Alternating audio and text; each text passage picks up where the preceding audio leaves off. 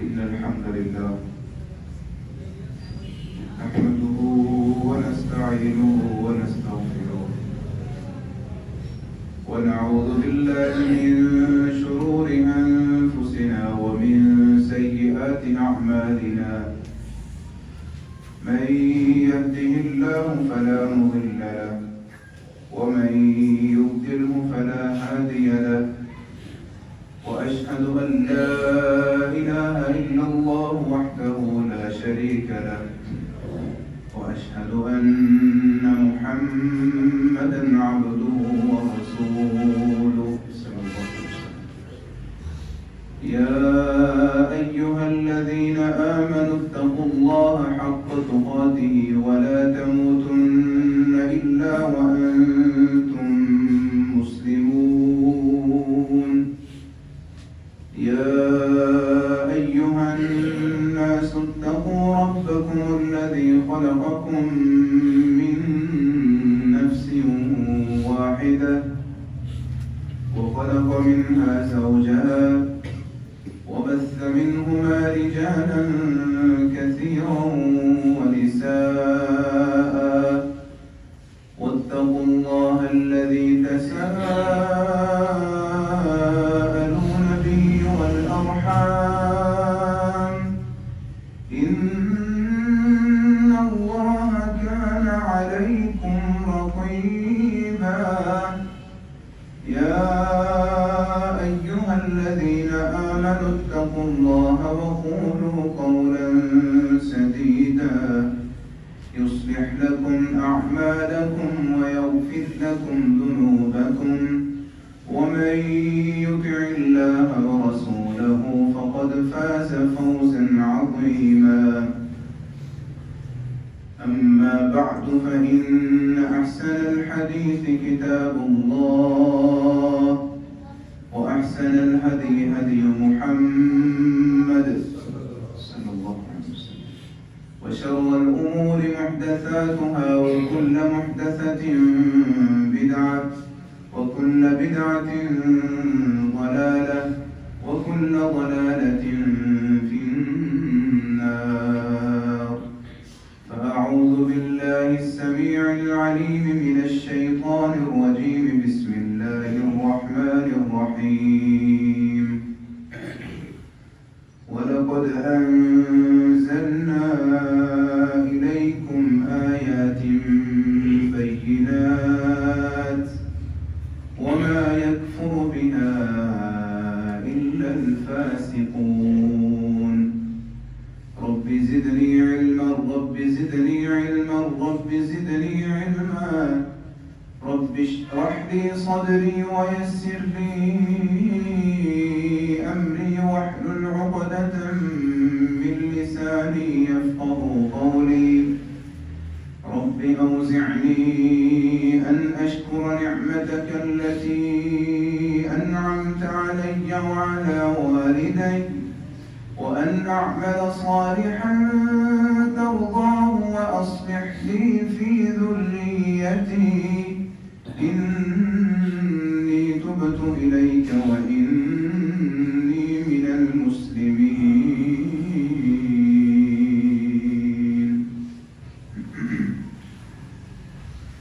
قابل صد احترام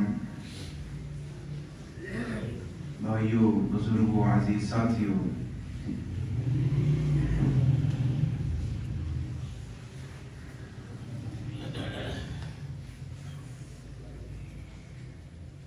आज के इस गए गुजरे दौर में मुसलमानों की अक्सरियत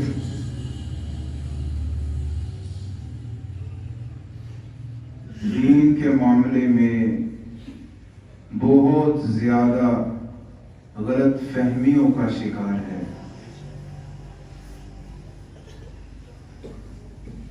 उन्हीं गलत फहमियों में एक बहुत बड़ी गलत फहमी मौजज़ा और करामत के हवाले से है। ये ऐसी गलत फहमी है کہ بعض لوگ اس غلط فہمی کی بنا پر اپنے عقیدے کو، اپنے ایمان کو، اپنے اسلام کو سرے سے ہی ختم کر بیٹھتے ہیں۔ آج کی اس مختصر نشست میں اس حوالے سے چند گزارشات آپ کی خدمت میں رکھوں گا۔ بنیادی طور پر معجزہ اور کرامت سے ملتی جلتی یہ 5 قسمیں ہیں، 5 اقسام ہیں۔ 5 اقسام بیان کرنے سے پہلے آپ یہ ذہن نشین فرما لیں کہ یہ ساری چیزیں اللہ کے حکم سے ہوتی ہیں۔ انسان کا اس میں کوئی اختیار نہیں ہوتا۔ اللہ جب چاہے، جس پر چاہے، جو قسم چاہے اس کو رونما کر دے۔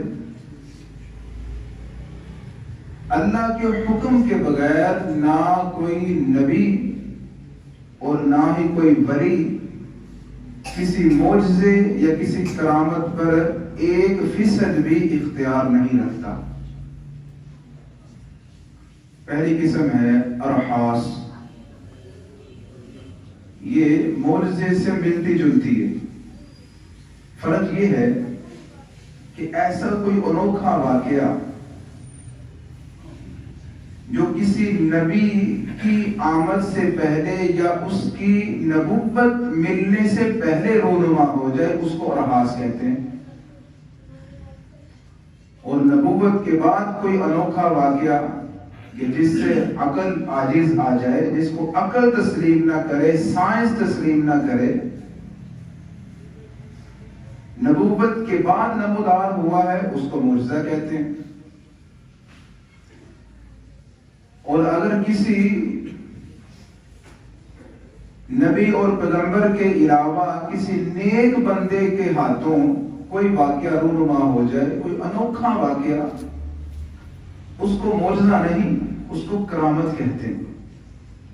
ہم کرامتوں کے انکاری نہیں ہیں، ہم اس بات کے انکاری ہیں کہ جو لوگ کہتے ہیں کہ باپے دے اختیار ہے، کرامت بھی کس کے حکم سے ہوتی ہے؟ ہم تو یہ کہتے ہیں نا، انکاری نہیں ہے۔ لوگ کہتے ہیں بابیاں مانتے نہیں۔ کیوں نہیں مانتے بھائی؟ یہ بزرگ، ہم تو زندہ بزرگوں کو بڑا مانتے۔ کوئی عام بزرگ مسجد میں آ جائے تو میں تو کہتا ہوں بھائی ان کی وجہ سے مسجد کی رونق ہے۔ آقا علیہ الصلوۃ والسلام نے فرمایا بزرگوں سے برکت ہے۔ ہم کیسے انکار کر سکتے ہیں؟ تو حدیث کا انکار ہے بزرگوں کو نہ ماننا۔ بہرحال ہم یہ کہتے ہیں کہ معجزہ ہو، کرامت ہو، وہ اللہ کے حکم کے بغیر نہیں ہے۔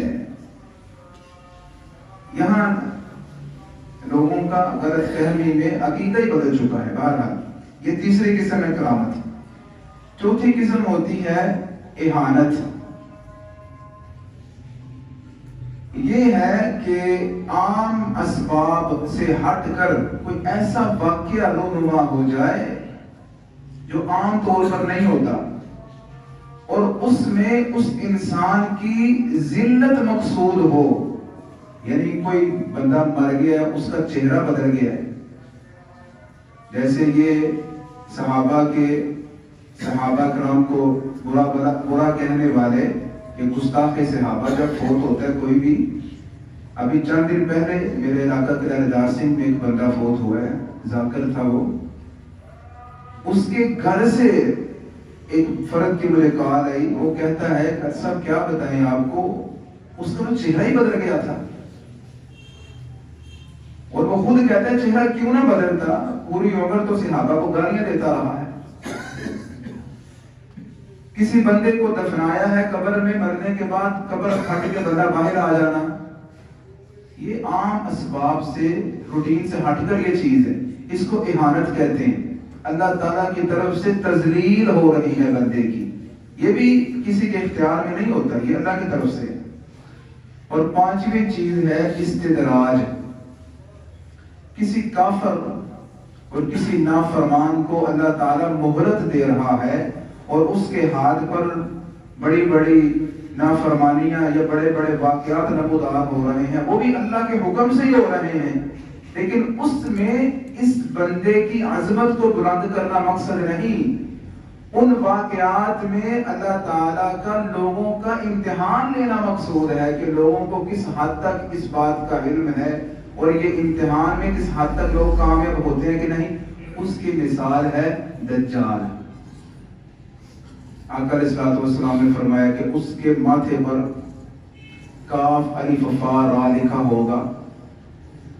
ہر پڑھنے لکھنے والا وہ اس کی پیشانی پر کافر لکھا پہچان لے گا، اس کو پتا چل جائے گا یہ دجال ہے. یا کوئی پڑھنے لکھنے والا نہیں ہے، اس کے دل میں ایمان کی روشنی ہے، اس روشنی کی برکت سے، اس ایمان کی برکت سے وہ پہچان لے گا کہ یہ دجال کافر ہے. اب اس کے ہاتھ پر بڑے بڑے واقعات نمودار ہوں گے. ایک نوجوان کو پکڑے گا، اس کو درمیان سے کاٹ دے گا، ایک ٹکڑا دائیں طرف پھینک دے گا، ایک ٹکڑا بائیں طرف پھینک دے گا. پھر دونوں طرف اشارہ کر کے آواز دے گا، وہ ٹکڑے دونوں جڑ جائیں گے، وہ نوجوان پھر زندہ ہو جائے گا. بادلوں کو حکم کرے گا، بارشیں برسیں گی. زمین کو حکم کرے گا، لہلہاتی کھیتی اگے گی. فوراً سامنے دیکھتے ہوئے کمزور ایمان والے اس کو سمجھیں گے یہ کوئی پہنچی ہوئی سرکار ہے، اس پر ایمان لے آئیں گے. یہ استدراج ہے، یہ اللہ کی طرف سے مہلت ہے. پھر اللہ پکڑے گا اس کو. اس میں لوگوں کا امتحان ہوتا ہے. بہرحال یہ ہے 5 قسمیں: ارحاس، معجزہ، کرامت، اہانت اور استدراج. ارحاس، بعض لوگوں نے تو سرے سے ہی کرامت کا معجزے کا انکار کر دیا. ایسا انکار کیا، بڑے بڑے پڑھے لکھے، بڑے بڑے معاشرے کے اندر ایک تعلیمی یافتہ اور بڑے بڑے سکالر، جن میں سر سید احمد خان، ہمارے بچے، ہمارے پڑھے لکھے لوگ آپ میں تشریف بھی لاتے ہیں، بلکہ میں نے بھی خود بھی دیکھا ہوا ہے. سکول ہے، کالج ہے، یونیورسٹی ہے، تصویر لگی ہوئی ہے، سر سید احمد خان ہے جی. انہوں نے پاک و ہند میں سب سے پہلے مسلمانوں میں بڑا ہی تعلیم پر کام کیا، اچھے اچھے کام کیے ہیں. لیکن جب کسی کی مت ماری جائے، کسی کا علم اس کو فائدہ نہ پہنچائے، یہ بھی تو قسمت کی بات ہے نا. پھر اللہ تعالیٰ چاہے تو علم کو مفید بنا دے، اللہ تعالیٰ چاہے تو علم کو فتنہ بنا دے. سر سید احمد خان وہ سرے سے معجزے کے انکاری تھے. وہ کہتے تھے معجزہ ہو سکتا ہی نہیں، ارحاس بھی نہیں ہو سکتا. یہاں تک انہوں نے اپنی کتاب میں لکھا ہے کہ عیسیٰ علیہ السلام کا جو ارحاس ہے کہ عیسیٰ علیہ السلام اپنے باپ کے بغیر پیدا ہوئے، یہ ارحاس ہے. اور عیسیٰ علیہ السلام کا اپنی والدہ کے گود میں گویائی کرنا، انی عبد اللہ، میں اللہ کا بندہ ہوں. اپنی والدہ کی عزت و عصمت کی حفاظت اللہ کے حکم سے اللہ نے یہ ارحاس کروایا عیسیٰ علیہ السلام سے، اللہ کے حکم سے ہوا. سر سید احمد خان فرماتے ہیں جی عیسیٰ علیہ السلام بغیر باپ کے پیدا ہو ہی نہیں سکتے. ان کے باپ دنیا میں موجود تھے، جہاں بھی تھے ضرور تھے. استغفر اللہ، نعوذ باللہ. اللہ فرماتا ہے کہ یہ میری نشانیوں میں سے نشانی ہے، یہ میرے حکم سے ہوا ہے. تم تو عیسیٰ علیہ السلام کے بغیر باپ کی بات کرتے ہو. اللہ فرماتا ہے میں نے آدم کو بغیر ماں باپ کے پیدا کر دیے. کیسی باتیں کرتے ہو؟ پھر معجزے کے انکاری ہیں سر سید احمد خان، معجزات کے. وہ کہتے ہیں جی یہ جو چاند 2 ٹکڑے ہوا، ایک مشرق کی طرف ایک مغرب کی طرف، لوگوں نے دیکھا، یہ لوگوں کی نظروں کا دھوکہ ہے. یہ اگر چاند 2 ٹکڑے ہو بھی گیا تو یہ قیامت کی نشانی ہے بس. ان کے سامنے کوئی بھی معجزہ رکھا جاتا تو وہ یہی کہتے کہ یہ نظروں کا دھوکہ ہے. ہر معجزے کو اپنی سائنس میں لے کر جاتے, سائنس کے لحاظ سے چونکہ ایسے ہے چونکہ چنانچہ ہے. یہ تو سیدھا سیدھا انکار ہے نا, یہ بھی گمراہی ہے, معجزے کا انکار کر دینا. اور اسی طرح بعض لوگوں نے معجزے اور کرامت کو اس حد تک قبول کیا, اس حد تک اپنایا کہ انبیاء کو اور ولیوں کو معجزہ دلیل بناتے ہوئے, کرامت دلیل بناتے ہوئے مشکل کشا بنا دیا, حاجت روا بنا دیا. یہ بھی ہوا ہے. یہ دونوں فرقے ہی گمراہ ہیں. سرے سے انکار کرنا اور اس حد تک ایمان لے کر آنا معجزے پر کہ اللہ کا شریک بنا دینا, دونوں فرقے گمراہ ہیں. نبی رحمت, نبی مکرم جناب محمد رسول اللہ صلی اللہ علیہ وسلم کا بھی ارحاس احادیث کتب میں موجود ہے. آپ علیہ الصلوۃ والسلام دنیا میں تشریف لائے. اس وقت بچوں کو دیہات میں پرورش کے لیے بھیج دیا جاتا تھا. دائیاں آتی, خواتین آتی, وہ بچے کو لے جاتی اور اجرت ان کو ملتی, اور پھر بچوں کی پرورش کرتی, بچوں کو کھلاتی پلاتی, اپنا دودھ ان کو پلاتی. تو اس کے بدلے غریب لوگ ہوتے دیہات میں رہنے والے, ذہن یہ ہوتا کہ دیہات میں کھلی فضا ہے, اچھی فضا ہے, اچھی خوراک ہے, بچہ اچھی نشو و نما پائے, اچھی بنیاد بنے بچے کی, یہ ہوتا.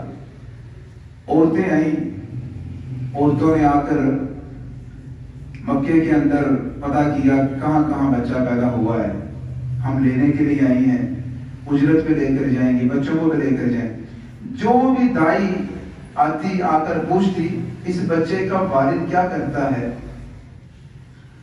تو جواب یہ ملتا اس بچے کی ولادت سے پہلے ہی اس بچے کا والد دنیا سے انتقال کر چکا ہے. آقا علیہ الصلوۃ والسلام یتیم پیدا ہوئے. جو بھی آتی یہ جواب سنتی چلے جاتی. اما حلیمہ سعدیہ رضی اللہ عنہا آپ تشریف لائیں. آپ نے آ کر بھی اما آمنہ سے پوچھا اس کا والد کیا کرتا ہے. وہ کہتی وہ تو اللہ تعالیٰ کے پاس چلا گیا, انتقال کر گئے, فوت ہو گئے. اچھا. کہتی میرے دل میں بھی یہی خیال آیا کہ جب والد ہی نہیں ہے تو مجھے اجرت کیا ملے گی. لیکن میں نے جب بچے کو دیکھا, آقا علیہ الصلوۃ والسلام کے چہرے پر دیکھا تو اتنا خوبصورت چہرہ تھا, اتنا خوبصورت چہرہ تھا کہ آج تک میں نے ایسا چہرہ دیکھا ہی نہیں تھا. کیوں نہ خوبصورت ہوتا, سرور کائنات کا چہرہ تھا, امام الانبیاء کا چہرہ تھا, اللہ کے محبوب کا چہرہ تھا. کہتے ہیں جیسے جیسے میں چہرہ دیکھتی رہی اس بچے کا چہرہ میرے دل میں اترتا چلا گیا, اور میرے دل میں خیال پیدا ہوا کہ یہ مستقبل میں بہت بڑا بندہ بننے والا ہے, یہ کوئی عام بچے کا چہرہ نہیں ہے. اللہ تعالیٰ نے مجھے سکون دے دیا. میں نے کہا کوئی بات نہیں, اگر والد فوت ہو گیا میں پھر بھی اس کو قبول کرتی ہوں. میں نے سینے سے لگایا, اپنی سواری پر بٹھایا, ڈاچی تھی اس پر بٹھایا اور واپس اپنے گھر کی طرف چل پڑی. جو ڈاچی, جو سواری میری اپنے دیہات سے شہر کی طرف آتے ہوئے سب سے کمزور تھی, وہ اب سب سے تیز بھاگنے لگ گئی. یہ تھا آقا علیہ الصلوۃ والسلام کا ارحاس. انوکھا واقعہ ہے نا.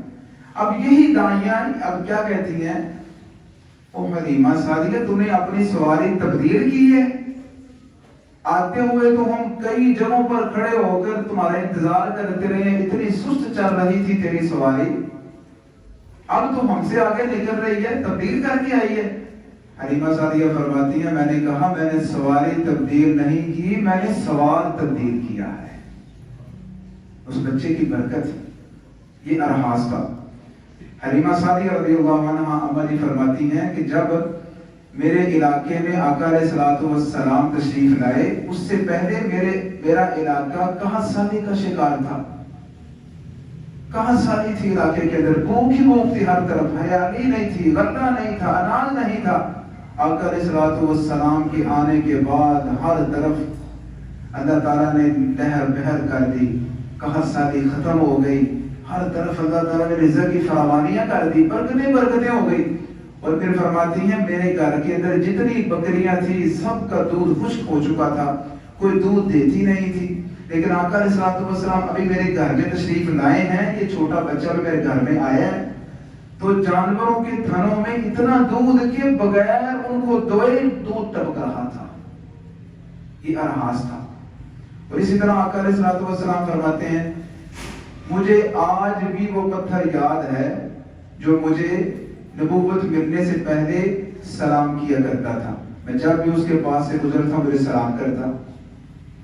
ایک ارحاس کی یہ بھی دلیل ہے کہ آقا علیہ الصلوۃ والسلام کو نبوت ملنے سے پہلے کئی سفروں میں ایسا دیکھا گیا کہ بادل نے آپ کے اوپر سایہ کیا ہوا ہے. یہ بھی ارحاس تھا نبوت ملنے سے پہلے، اس کا کوئی انکار ہی نہیں ہے. اب دوسرے نمبر پر ہے معجزہ. معجزہ آقا علیہ الصلوۃ والسلام کی نبوت ملنے کے بعد نمودار ہوا، اور معجزات بہت زیادہ نمودار ہو گئے.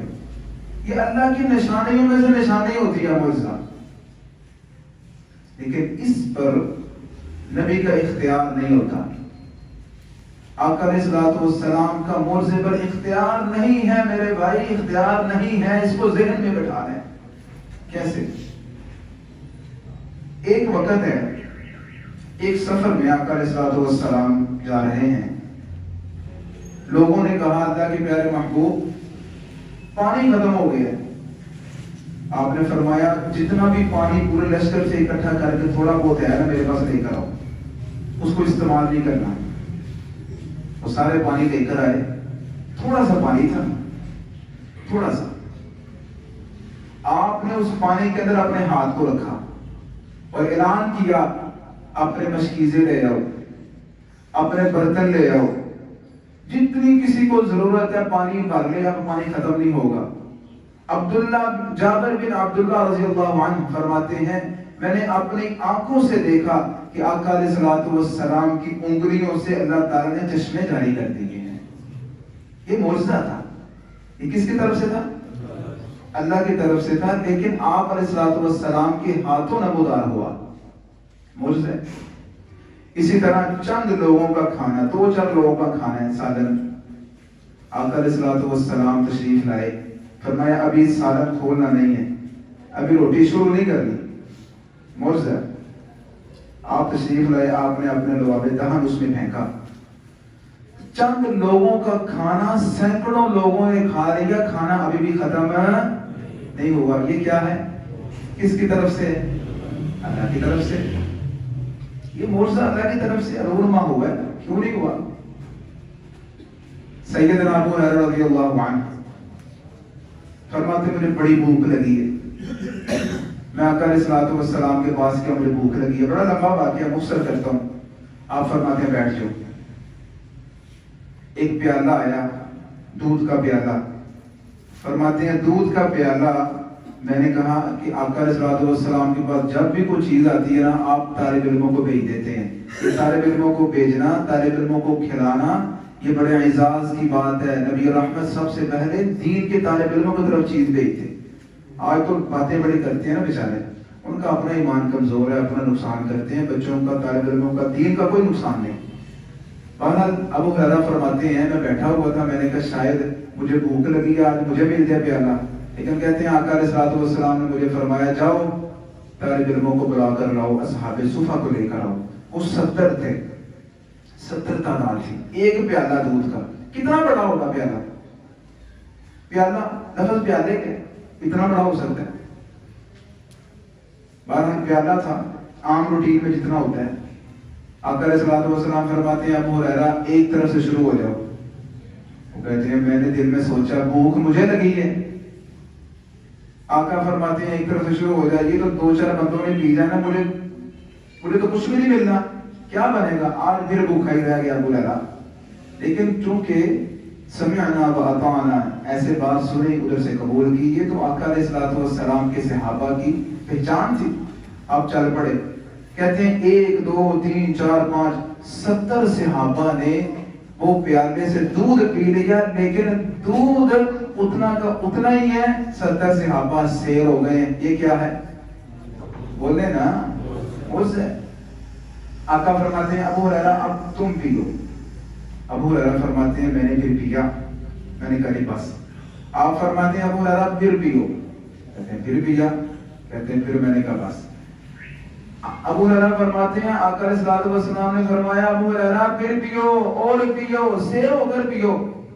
ابو ہریرہ فرماتے ہیں میں نے اتنا پیا، اتنا دودھ پیا کہ مجھے دودھ کا اثر اپنے ناخنوں میں نظر آنے لگ گیا، دودھ کا اثر اپنے ناخنوں میں نظر آنے لگ گیا، لیکن ابھی بھی دودھ ختم۔ کتنا دودھ ہے؟ ایک پیالہ۔ آخر پر آقا علیہ الصلوۃ والسلام نے وہ پیالہ خود پیا۔ 70 طالب علم اور ایک ابو ہریرہ، 71 لوگوں کا جھوٹا آپ علیہ الصلوۃ والسلام نے پیا۔ ہم تو پیتے نہیں ہیں نا جھوٹا کسی کا۔ بہرحال یہ بھی ایک سبب ہے۔ یہ کیا تھا جی؟ کس کے حکم سے تھا؟ اس میں آقا علیہ الصلوۃ والسلام کا کوئی اختیار ہے؟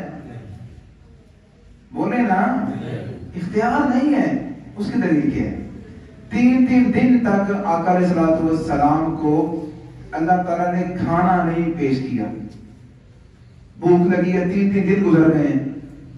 آپ علیہ الصلوۃ والسلام نے 3 دن تک پیٹ پر پتھر باندھا ہوا ہے، پیٹ پر پتھر باندھا ہوا ہے کہ انتڑیوں پر وزن پڑے، وہ سکون پہنچ جائے۔ اگر معجزہ آقا علیہ الصلوۃ والسلام کے اختیار میں ہوتا تو آپ حکم کرتے بھائی کھانا حاضر ہو جائے، حاضر ہو جاتا، پانی حاضر ہو جائے، حاضر ہو جاتا، مشروبات۔ لیکن معجزہ آقا علیہ الصلوۃ والسلام کے اختیار میں نہیں ہے۔ آقا علیہ الصلوۃ والسلام جبرائیل علیہ الصلوۃ والسلام کو فرماتے ہیں جبرائیل یار میں اداس ہو جاتا ہوں، وہی لے کر جلدی آیا کر، اداس ہو جاتا ہوں۔ اب وہی بھی معجزہ ہے نا، اللہ تعالیٰ کی طرف سے فرشتے کا آنا، اللہ کا کلام لے کر آنا، یہ بھی کیا ہے؟ معجزہ ہے۔ آقا فرماتے جبرائیل جلدی آیا کرو، میں اداس ہو جاتا ہوں۔ جبرائیل کیا فرماتے ہیں؟ وَمَا نُنَزِّلُ إِلَّا بِأَمْرِ رَبِّكَ، کہتے ہیں میں کیسے آ سکتا ہوں جب تک اللہ کا حکم نہیں ہوگا۔ اللہ کے حکم کے بغیر میں آ سکتا نہیں آ سکتا۔ جبرائیل علیہ الصلوۃ والسلام نے جواب دے دیا۔ اس طرح ایک اور آیت بھی ہے قرآن پاک میں، وَإِن كَانَ كَبُرَ عَلَيْكَ إِعْرَاضُهُمْ فَإِنِ اسْتَطَعْتَ أَن تَبْتَغِيَ نَفَقًا فِي الْأَرْضِ أَوْ سُلَّمًا فِي السَّمَاءِ فَتَأْتِيَهُم بِآيَةٍ۔ آقا علیہ الصلوۃ والسلام نے لوگوں کے سامنے معجزے رکھے۔ میرے خیال سے وقت زیادہ ہو گیا، باقی گفتگو انشاءاللہ اگلے جمعے میں کریں گے۔ اللہ تعالیٰ سے دعا ہے کہ اللہ تعالیٰ اصلاح اور عمل کی توفیق عطا فرمائے۔ آخر دعوانا الحمدللہ۔